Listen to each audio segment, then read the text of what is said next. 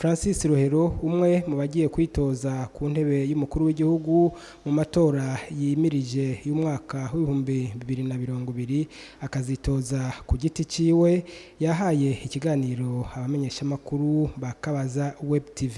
Reka twumvirize bimwe mu vyamutumye ashaka kwitoza muri ico kibanza gihambaye. Ego Francis Rohero, reka imbere yuko tuyaga maze ndabaramutse. Mwaramutse.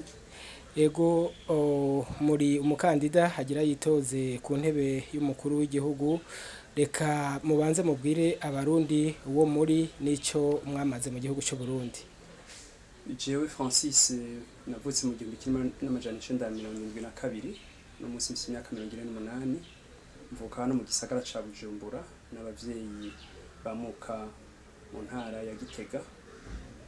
Hanyuma nize amashuri ngaha mu gihugu cy'u Burundi kuva kuri matoyi ayisumbuye, hanyuma ndiga amashuri yabitegurira kuba abasaserdoti, hanyuma ndaja mu mashuri ya kaminuza mu gihugu ca Cameroon, hanyuma ndashobora gutaha mu Burundi mu gihugu kimwe mu 2004. Ico gihe narashoboye gukorera leta nk'umuhanuzi mu biro vy'umukuru w'igihugu no mu biro b'icegera c'umukuru w'igihugu. Ego mugira mwitoze ku ntebe y'umukuru w'igihugu, none mu vya politiki hari ikintu abarundi baba babazi ko mumaze kugira canke ikindi kintu cyari cyose naho kitobe cya politike mumaze gukora kugira ngo abarundi batari bake bashobore kubamenya? Ego cyane je narakoreye iki gihugu nk'umuhanuzi mu biro vy'umukuru w'igihugu nko nabivuze, hanyuma naragikoreye nk'abandi barundi bose nko bakorera igihugu.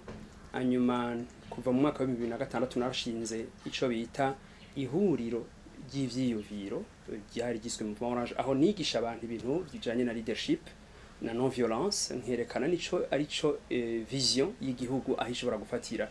Ni mu gihe akenshi twasanga mu migambwe abantu baganira cane ivy'amazina y'imigambwe canke ivy'amasanamu yayo gusumba kuganira ivyiyumviro byo bateza imbere ivyiyumviro by'ubuzima bwabo, ugasanga baja guhangana. Ico kintu rero nakigize nk'umuco kugira ngo nigisha abantu kaba cari kimaze imyaka irenga 10 ndiko ndagikora. Ego none ikintu gikuru mubona mugiye gufatira ko kugira ngo mwitoze niki? Ubwa mbere nuko nifuza je yuko politike y'u Burundi idasubira kuguhangana kw'imigwi mugabe ifatira ku buzima bw'abantu. Ico naco ubuzima bw'abantu iyo ndabuvuze bariko navuga ikintu citwa economy nkuko mu majambo yaco gisigura neza gutunganya ivy'igihugu. Nashaka yuko abantu bariko baraje muri politike bumva ico arico gutunganya ivy'igihugu.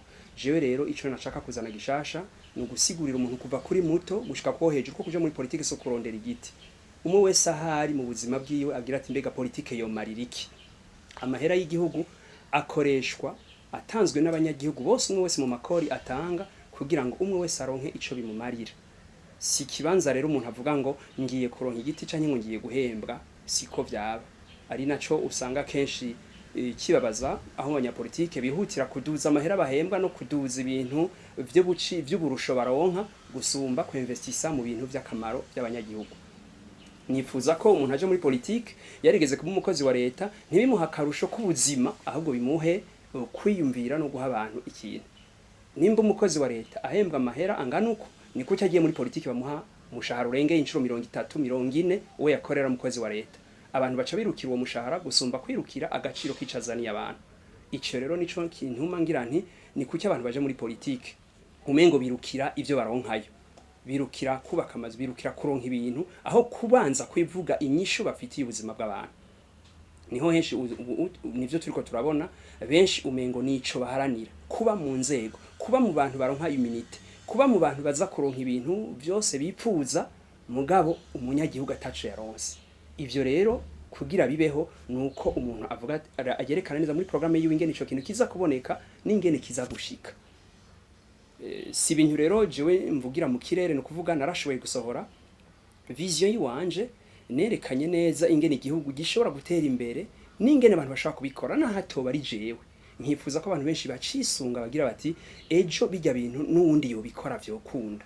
Kurya umuntu ari mu rudandazo ashaka kugira ati genda ugira iki nawe biraza kubushoboka. Mugabo rero ntibihagarare ku muntu umwe. Muri politike rero ikinzanye nico gushaka kuba akarorero ka politike ifatiye ku buzima bw'abantu, abantu barenga miliyoni 10 turi atari abantu bakeya bari munsi ya 1% baja muri politike, kandi abarundi bose biteze vyinshi muri iyo politike ibatunganyiriza ubuzima bwabo. Uravye kuva bavyuka mu gitondo iyo baja niyo bava mu mirimo yose bajamwo, y'uburimyi, y'ubworozi, y'amashuri, y'ubuganga canke n'ibindi byose, ivyo bakora bakeneye ubatunganyiriza muri ivyo bintu. Ego mu Burundi hari imigambwe irenga 30, hariho nabigenga twababonye mu nama muvuyemwo. Mubona mufise inguvu zihe kugira ngo mushobore kuzotsinda abo bantu bose ku rugero rwo hejuru? Nabikubwiye ko jewe nashoboye kuganiriza abarundi, no kuvuga ko sinadutse, nafashe inzira idasa n'iy'abanyamigambo, mugabo suko ntafise abo naganirije.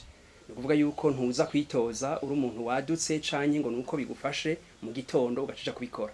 Ni ikintu niyumviriye, nafashe umwanya ukwiye cane, carankuye aha mu gihugu ibujumbura, kirantwara mu ntara zitari nke, kirantwara ahantu hatari hake kugira nganyire n'abantu.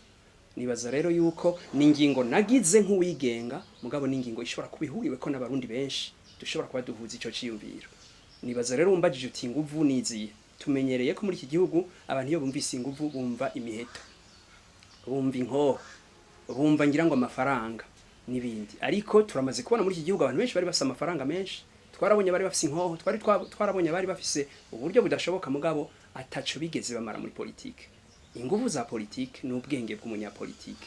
Inguvu za politike ni uwo muntu ashobora gutuma abanyakirundo bamwumva, abanyamakamba bakamwumva, abanyarutana bakamwumva, bose bakumva bati bwa bundi ivyiyumviro vyo tubishingiyeko. Nizo nguvu abo bantu bakazinduka bakaja kugutora utabacishije ku buhomba, atari uko wabahaye ibiturire canke wabahaye inzoga, mugabo ko bagira bati ciyumviro ciwe kiradufitiye inguvu, kiradufitiye uburemere mu mitima gusumba ibindi byose twahora twumva. Nibaza ko ari ico je ndiko ndazana, kandi ndazi neza ko mu mezi atataza kizoba cakuye mu gihugu. Uburyo busabwa kugira ngo umukandida yemererwe nabwo nyene si bukeya, aho nta makenga mufise bwaramaze gukwiraga Francis Rohero. Ikibazo washaka si burya buryo bavuga harya, burya n'uburyo bujanye n'amategeko. Nayo ubundi uburyo umuntu aja kwitoza akenera buraruta harya gose cane.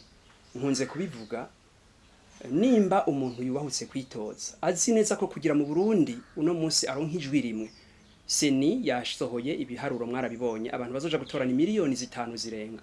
Nuvuga kugira umuntu aronka ijwi rimwe kwijana azoba yatowe n'abantu batari munsi y'abantu 50,000. None nyimba wewe uvuga uti je ngiye kwitoza, nshobora kuronka ijwi rimwe, no kuvuga ko ufise abantu 50,000 bakumva.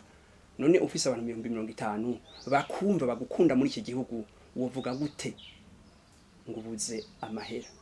Nimba rero abo bantu bagukunda uvyiyumvira, abantu 50,000 umwe wese aguterereye amahera 1,000, no kuvuga ifanta imwe, ubu ufise miliyoni zirenga 50.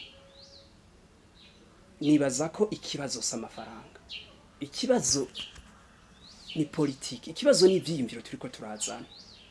Hari abantu nabivuze bafise amahera menshi, muga atanumwe bakunda muri iki gihugu, bari bipfuza kwitoza ataco bobura, muga atanumwe yohaguruka ngo aje kubahijwe. Hari n'abandi benshi bafise ivyiyumviro vyiza vyiteka, ejo boshobora kwitoza, abantu boyazana bonyene bakayabashira. Nibaza rero ko ikibazo nacishuye ni uwo murundi yumva yuko jewe ndamufitiye akamaro, yumva ko ivyiyumviro mvuga bimufitiye akamaro mu buzima bwiwe, ni gutatoterera amahera 10, amahera 50, amahera 100 ngo ico kintu gikunde. Rero nkaho ngeze ivyo ndiko ndakora byaratwaye uburyo bwinshi, biramaze gutwara uburyo buruta n'ijya kose badusaba, kuko hari abiruka bariko barabivuga, ababiganira n'abantu, aho se twaje ntitwaje n'amaguru. Ivyo byose bikorwa n'uburyo kugira rero ushike ngaho nuko hari ikintu uba washoboye gukora. Nibaza ko ikibazo s'uburyo, nakwiyaba bwara uburyo gusa iki gihugu kiba kigeze kure. Ikibazo n'umutwe, n'umutima, n'ubwenge. Ego mu nama seni yatunganije namwe bwo mwarimo yirimwo, hari abagize amakenga kubijanye n'impapuro basabwa, amakenga yabo niyo mwagize namwebwe? Amakenga ndayumva, tubaye mu gihugu mwese muzi, si bibaye no munsi, hama hariho inzitizi nyinshi. Abantu bari ku butegetsi ntibama ubwo nyene bumva yuko ibintu byokoroha, mugabo binasubiye umuntu burya agomba kwitoza, abakwiye nawe ni kumva yuko yitanga karuha, kugira urinde ugeraho witoza ugatorwa, ntuba wabitoye mu bishazashaza. nibaza ko biragoye nivyo barakwiye bamwe abatari bake koroherezwa mugabo nabo nibashire mu ishaka hamwe umuntu agira ati n'ukuri twabonye aho byankiye mugabo nibabumve rero ico nosaba nuko abashinzwe ivyo onye babiraba hariho nk'ico bavuze aho usanga urupapuro rumwe rutatangirwa amahera amwe mu ntara zitandukanye nk'ivyo nivyo bitaba vyumvikana mugabo mu gihe vyo biri co kimwe mu gihe vyo babishobora gusinywa atantambamyi abantu niboroherezwe babisinyigwe baje kwiyamvya ejo ntibazi bavuge ngo twabujijwe nanaka nibaza ko araho nayo ubundi amakenga ntiyobura mugabo ugiye muri mwene higanwa abazi neza ko atazohasanganye nabo canke ko atazohasanga nasenge aramenya yuko ari urukino rudasanzwe agiyemo akamenya ko ahiriha muri kirembe wenyene ku ruhande rw'uwanyu impapuro zarakwiye ibyo muri seni byaramaze gukwira mwebwe mugejeje turiko turazirondera nk'abandi bose birimo intambamye mugabo ni kimwe navuga ubwira dutegeza kubukora kuko ico twiyemeje dutegeza kugishikako hari habo bamashobora kuba bamaze kwikwiza mugabo isango ntiriragera aho rizogerera nibaza neza ko tuzoba twabikwije. Francis Rohero ndabashimiye kandi ndabifurije kugira amahirwe yo gutsinda amatora twimirije. Murakoze cyane.